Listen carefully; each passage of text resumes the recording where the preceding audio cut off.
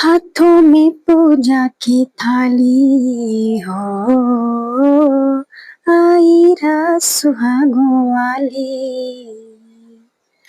तो इस गाने से आपको अंदाजा लग ही गया है कि करवा चौथ जो है बहुत ही करीब है और उसके लिए हम बना रहे हैं जो कि यूपी बिहार में स्पेशल ये जो रेसिपी बनाई जाती है जिसे बोलते हैं चिउआ और फरा। जब व्रत खोलते हैं करवा चौथ का तो सबसे पहला जो निवाला लेते हैं ना वो इसी का लेते हैं यूपी और बिहार में। यूपी में ही बहुत लोग रखते हैं, बिहार में कम ही लोग लेते हैं, लेकिन आजकल तो सबको जो है ना वो ट्रेडिशन हो गया है इस चीज का कि लोग व्रत करवा चौथ का रखते ही रहते हैं। तो आपके लिए मैं ये रेसिपी लेके आ गई हूँ। ये स्पेशली करवा चौथ स्पेशल है और ये आप नॉर्मल कभी भी बना के खा सकते हो, जिसे कि चिउआ फरा बोला जाता है। और अगर जो डाइट कॉन्शियस है उसके लिए तो परफेक्ट होने वाला है, और कोई अगर डाइट प्लानिंग करता है उसके लिए भी, क्योंकि सिर्फ 2 चम्मच ऑयल इसमें लगता है और टेस्ट में सबसे जबरदस्त होता है। तो चलिए इसे बनाएंगे बहुत ही आसान से।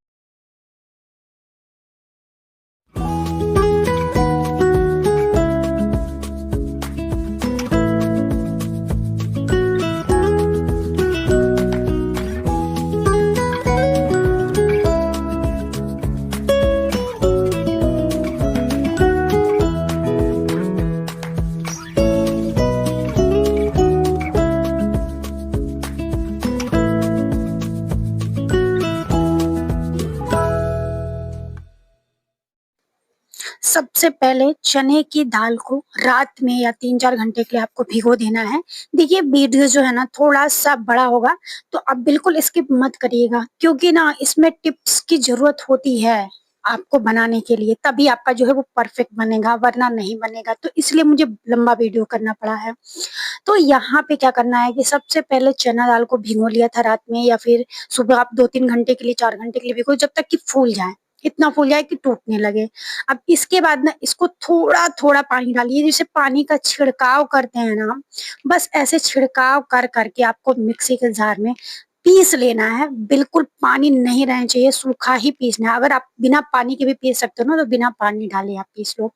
थोड़ी सी दाल और ले ली थी और उसमें डाल दिया हमने जीरा, लहसुन और लाल मिर्च। इसको क्या करना है कि इसके साथ ही आपको पीस लेना है, थोड़ा सा पानी आप इंक्लूड कर लें, बिल्कुल भी अच्छा सा पेस्ट बना लीजिएगा।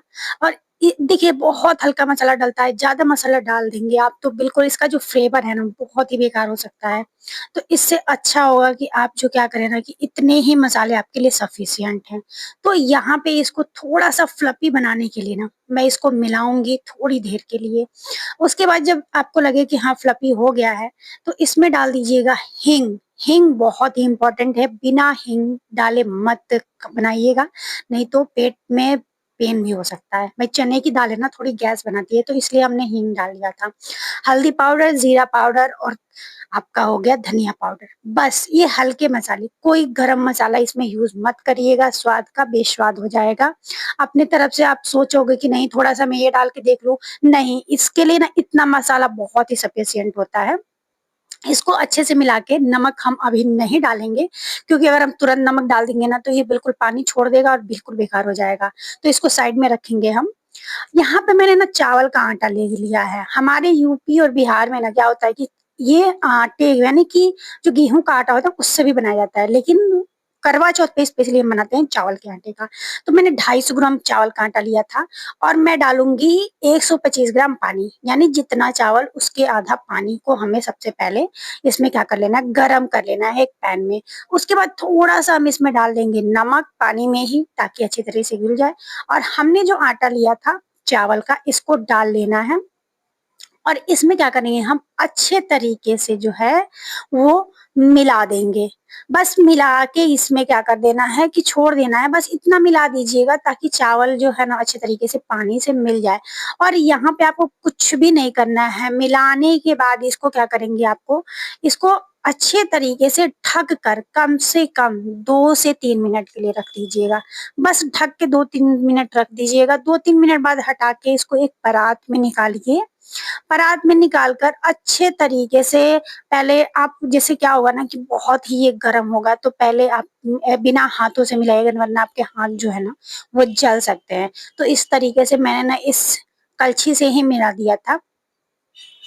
इसको अच्छे तरीके से मिलाने के बाद, उसके बाद जब आपको लगे कि थोड़ा-सा ठंडा हो गया है, तो इसमें आप हाथ लगाना आप शुरू कर दीजिएगा। बिल्कुल देखिएगा, मैंने लगाया लेकिन ये गरम था अभी भी, तो मैं थोड़ा-थोड़ा मैंने क्या किया ना, थोड़ा-सा मैंने ठंडा पानी छिड़काव कर दिया, ताकि जो है ना वो थोड़ा-सा बैलेंस हो जाए।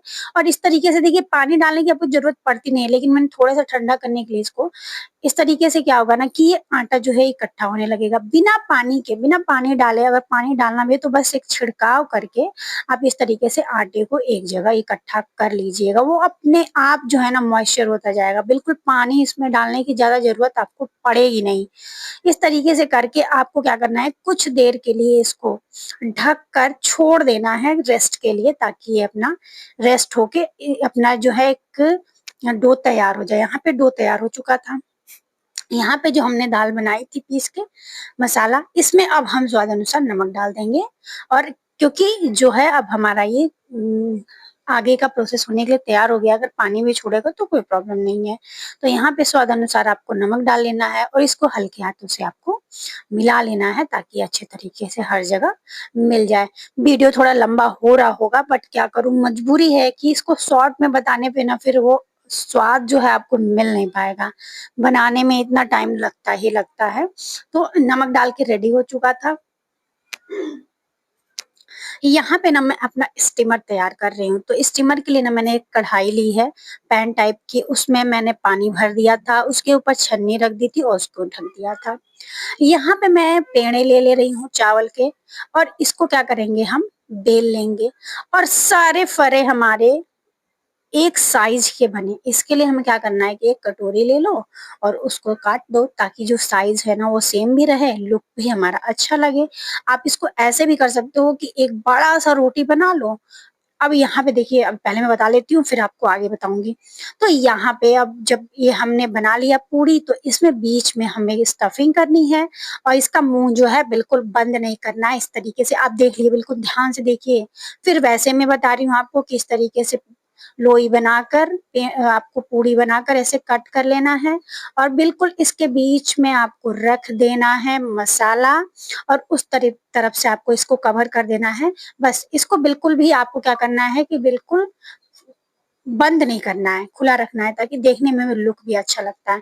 इस तरीके से मैं बता रही थी ना आपको पहले भी कि हाँ, बड़ी पूरी अब बना लो, बड़ी बड़ी रोटी बना लो, उसके एक साथ ही 3 जो है वो पूड़ियाँ बना लो। तो इस तरीके से क्या होगा ना कि थोड़ा और जल्दी हमारा बन जाएगा। एक-एक करके बनाने से बेहतर है ना कि ये जो है एक साथ बना लें।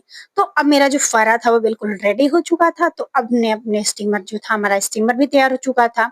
उसमें आप देख ही रहे होंगे कि अपना जो भाप है ना वो निकल ही रहा है। तो बारी-बारी से हम इसको इसमें सजा देंगे स्टीम होने के लिए।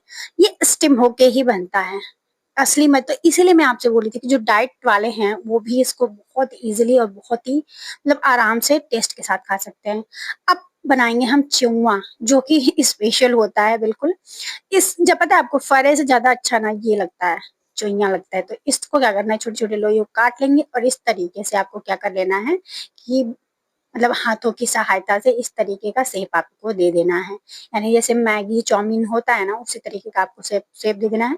आप बच्चों को दोगे तो बहुत प्यार से उसको खाने वाले हैं। यहाँ पे स्टीमर में ही मैं इसको ऊपर से डाल दूंगी, ताकि ये भी इसके साथ ही स्टीम हो जाए। 10 से 15 मिनट बाद ढक के छोड़ दीजिए। 15-20 मिनट बाद आप देखोगे ना तो ये रेडी हो चुका होगा, बिल्कुल भी स्टीम होके पक गया होगा। और इसको आप चाहो तो ऐसे भी खा सकते हो। बंद कर दिया हमने गैस। ऐसे भी नॉर्मल आप ऐसे मतलब बिना फ्राई किए भी खा सकते हो। देखो कितना सुंदर सुंदर प्यारा प्यारा तैयार हुआ है। और चाहो ना तो इसको फ्राई करके खा सकते हो। तो मैं ऐसे नहीं खा रही हूँ, मैं आपको फ्राई करना भी इसको बता दे रही हूँ। फिर आप कहोगे ऐसे क्यों बता दिया, फ्राई करना भी बताना चाहिए था।